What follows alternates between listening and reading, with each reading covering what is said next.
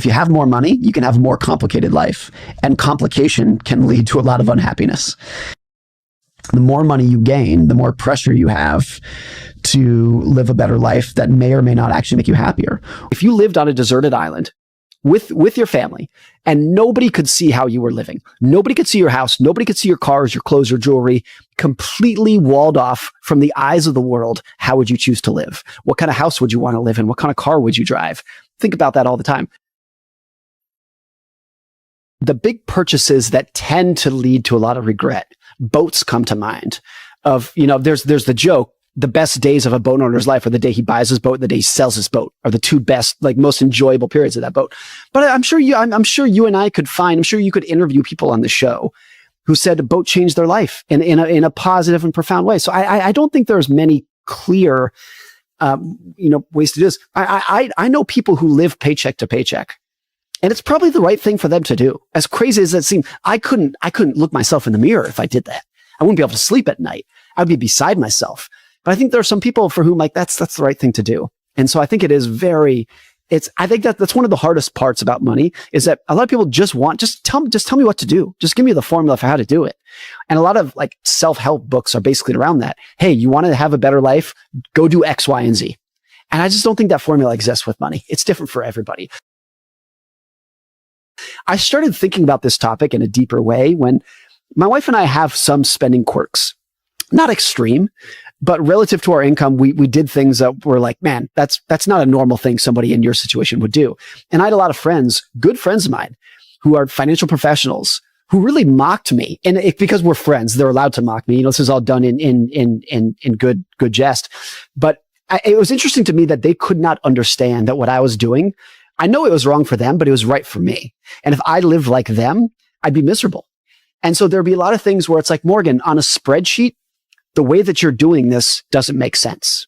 And I'd be like, yeah, but put the spreadsheet away. In my head, it's great. And I'm sleeping better at night and I'm happier. Do you give me any credit for that at all? And so I think that individuality of it is one of the most overlooked parts of money. I think it's true that it's very hard to go backwards. Charlie Munger talked about this a lot, that the psychology of downgrades is brutal.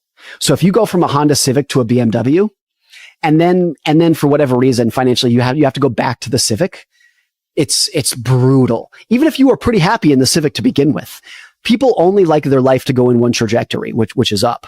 And if you have to go down, even if going down is back to a spot that you used to be happy at, you're probably going to be miserable.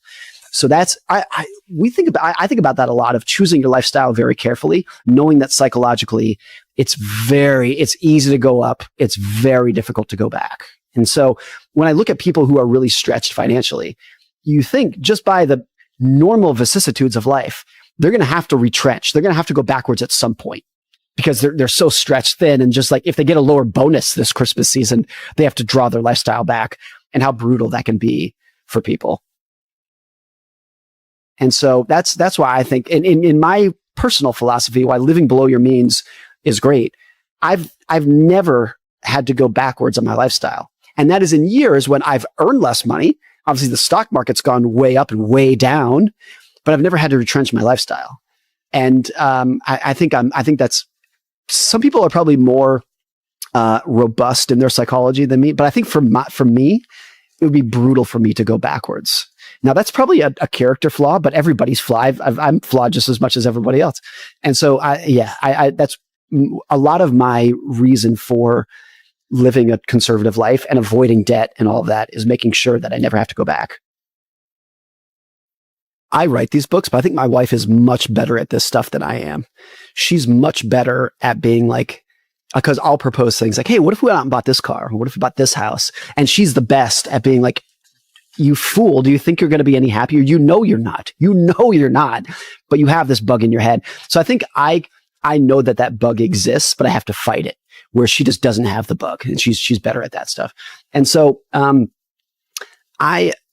she's been better at getting us, I think, to a lifestyle that is really centered around the core of what actually makes people happy. Good time with friends and family and independence and things like that. And we do have a nice life. We have a nice car and we have a nice house, and we do all that stuff, but it's more centered on like look, you're only going to be happy if your kids are happy and your spouse is happy and you're in good health and whatnot and all that. And you know it's a fruitless endeavor, that if we bought a more expensive car, it's going to do nothing for you whatsoever. And we just had this experience recently. We bought a new car last week, and it's like, I don't know if I call it a mid-level car. Let's call it an upper middle level car. It's not a fancy car. And I kind of wanted the fancy car. And she was as much better being like, I'm choosing this car irrespective of the price.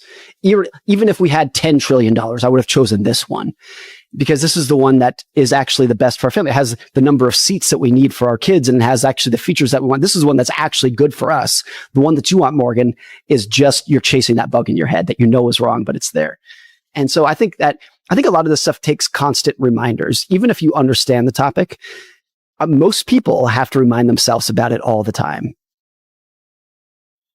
Like, people are so naturally wired to compete with other people and try to inject themselves on the social hierarchy that it's kind of a daily battle with that. I mean, it's similar with food and whatnot. Some people eat really good diets, but don't pretend that you don't crave M&Ms. You do. They're delicious, right?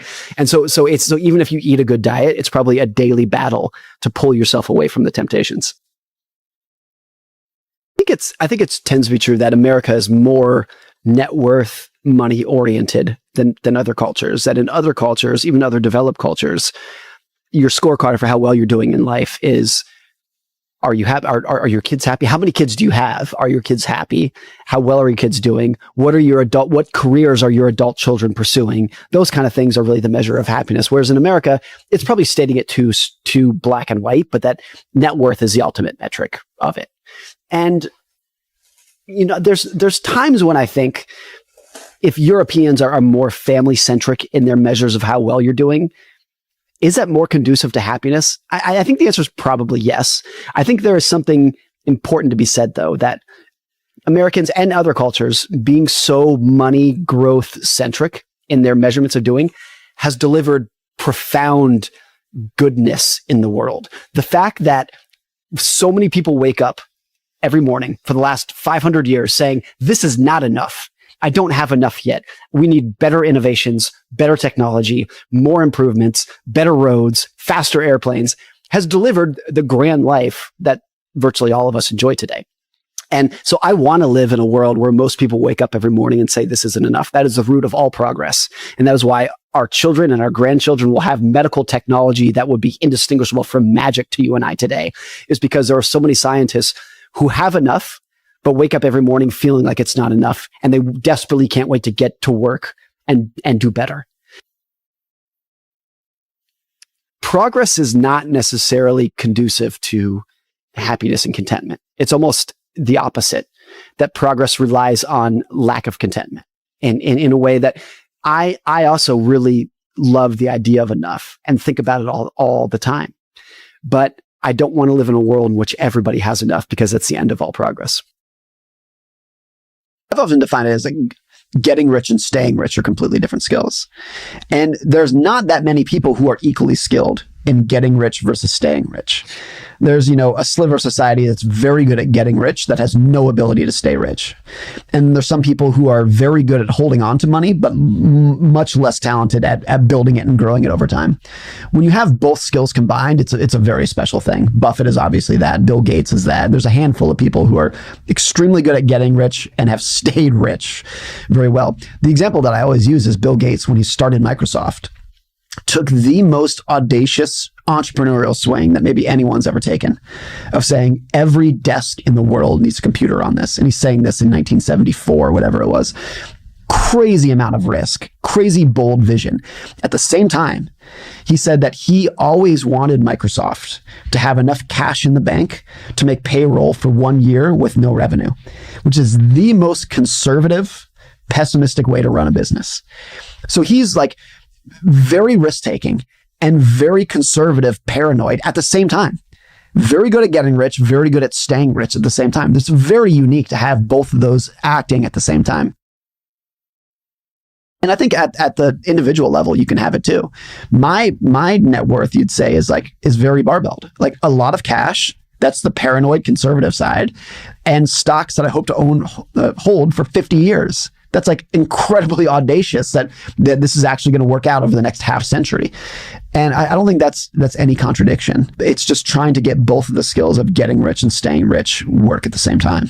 If you look at all of the robber baron, very wealthy families, the Carnegies, the JP Morgans, the Fords, the Rockefellers, the Vanderbilts, I think virtually all of them did well or did a decent job at managing that dynastic money, except the Vanderbilts. The Vanderbilts completely and utterly botched it.